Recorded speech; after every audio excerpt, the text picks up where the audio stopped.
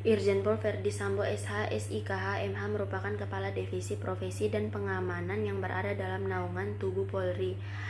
Pada saat ini, nama Irjen Pol Verdi Sambo menjadi perbincangan hangat di kalangan masyarakat, di mana dia diduga sebagai pelaku utama dari pembunuhan meninggalnya Brigadir Nofriansyah Yosua Huta Barat atau Brigadir Joshua atau Brigadir J, di mana ia diduga sebagai pelaku utama yang menyuruh Barada Eliezer Pudiang Lumiu atau Barada Eliezer untuk menembak Brigadir Joshua. Namun pada saat itu ia membuat skenario seolah-olah terjadi tembak-menembak antara Brigadir Joshua dan Barada Eliezer sehingga meninggal atau merenggut nyawa Brigadir Joshua. Barada Eliezer merupakan ajudan dari Irjen Pol Verdi Sambo, di mana pangkat Barade atau pangkat Barada yaitu Bayangkara II. Dikutip dari tribunnews.com, Barada Eliezer masuk dalam dunia kepolisian ketika dirinya terjun menjadi anggota Satuan Brimob. Setelah menjadi anggota Satuan Brimob, ia pun ditugaskan menjadi anggota Satuan dari Divisi Profesi dan Keamanan. Dan pada saat itu ia ditugaskan atau diamanahkan untuk menjadi ajudan dari Kadif Propam, yang mana Kadif Propam pada saat itu adalah Irjen Pol Verdi Sambo. Sedangkan Brigadir Nofriansyah Huta Barat memiliki pangkat brigadir atau pangkat ini bintara bintang 3, di mana pangkatnya ini jauh lebih tinggi di atas dari Barada Eliezer. Dan pada saat itu Brigadir Joshua ditugaskan menjadi ajudan utama dari Irjen Pol Verdi Sambo dan istrinya yaitu Putri Chandrawati. Selama menjadi anggota Polri, Brigadir Joshua memiliki kiprah yang sangat baik, di mana ia masuk dan terjun pada dunia kepolisian pada 2012. Ia mengikuti tes di SPN Jambi dan langsung bertugas di Polda Jambi. Dia juga menjadi salah satu sniper terbaik atau penembak jitu terbaik di daerah rawan. Kemudian dia pun diamanahkan menjadi salah satu anggota Polri yang ikut ke Papua. Dan kemudian di sana ia pun juga menjadi seorang provos. Dan pada awal tahun 2022 ia gabung dalam ajudan utama dari Irjen Pol Verdi Sambo.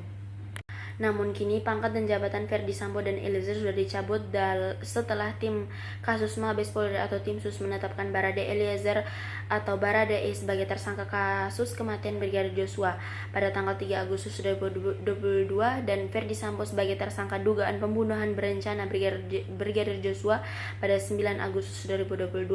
Setelah menemukan bukti yang cukup, selain itu Verdi Sambo juga dipecat secara tidak hormat dari Kepolisian Republik Indonesia terkait kasus pembunuhan Brigadir Joshua ini melalui keputusan pemecatan atau pemberhentian tidak hormat atau PTDH terhadap Sambo diputuskan oleh hasil sidang Komisi Kode Etik Polri yang digelar sejak Kamis pagi hingga Jumat 26 Agustus 2022.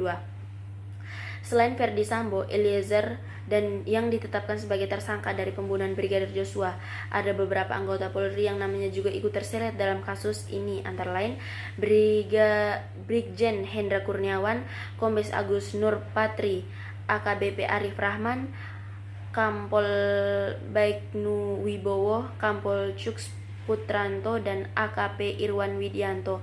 Bahkan sopir dan istri Verdi Sambo atau Putri Chandrawati sendiri juga ikut terseret dan kini sudah dijadikan tersangka dalam kasus pembunuhan ini. Kapolri Jenderal Listio Sigit Prabowo menjelaskan bahwa pada saat penyelidikan, tim sus tidak menemukan adanya bukti yang jelas terkait pembunuhan, di mana pada saat itu Irjen Pol Verdi Sambo mengatakan bahwa kasus pembunuhan ini karena adanya motif asusila atau tindakan kekerasan yang dilakukan oleh Brigadir Joshua terhadap istrinya. Namun tim sus atau Bareskrim tidak menemukan satupun bukti bahwa adanya tindakan kekerasan atau pelecehan seksual yang dilakukan oleh Brigadir Nofriansyah Huta Barat.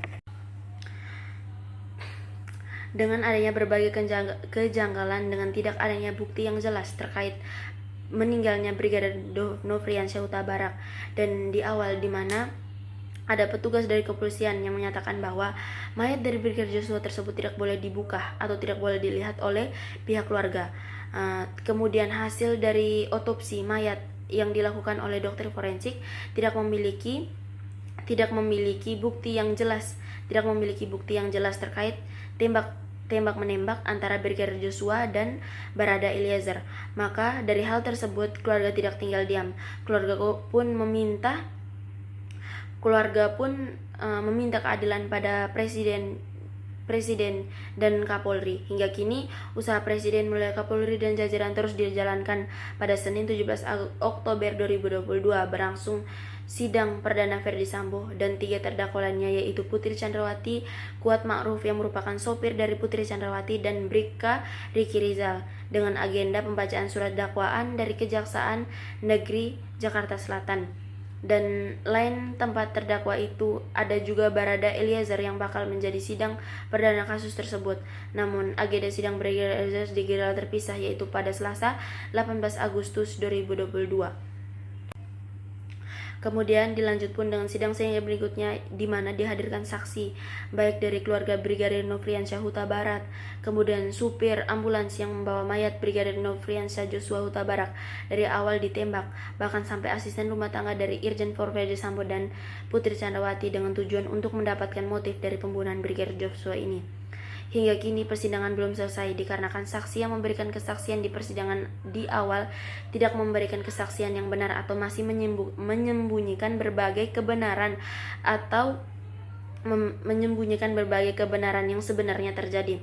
Mulai contoh salah satunya adalah Azam Romer, di mana dikutip dari liputan6.com Jakarta, salah satu saksi dari sidang kasus ini yaitu Azan Robert yang merupakan salah satu ajudan dari Ferdi Sambo yang sempat memberikan keterangan tidak benar di dakwaan dengan pernyataan di hadapan Majelis Hakim Pengadilan Jakarta Selatan pada tanggal 9 November 2022.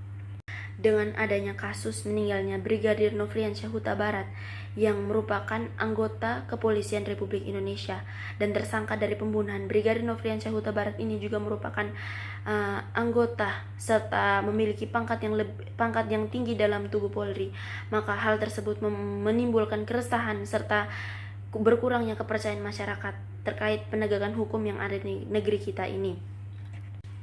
Namun terlepas dari permasalahan pembunuhan Brigadir Joshua yang dalam tubuh Polri, tidak semua anggota kepolisian memiliki etika serta tanggung jawab yang minim bagi masyarakat, melainkan ada anggota kepolisian yang pastinya memiliki etika serta tanggung jawab yang mereka pikul sebagai penegak hukum di negeri ini dengan tujuan untuk menciptakan keamanan, keadilan serta kenyamanan bagi masyarakatnya. Sekian opini yang dapat saya sampaikan terkait pembunuhan Brigadir Nofriansyah Huta Barat yang menyeret berbagai anggota kepolisian yang diduga sebagai tersangka dari pembunuhan Brigadir Nofriansyah Huta Barat ini. Semoga opini yang saya berikan ini dapat bermanfaat bagi para penonton.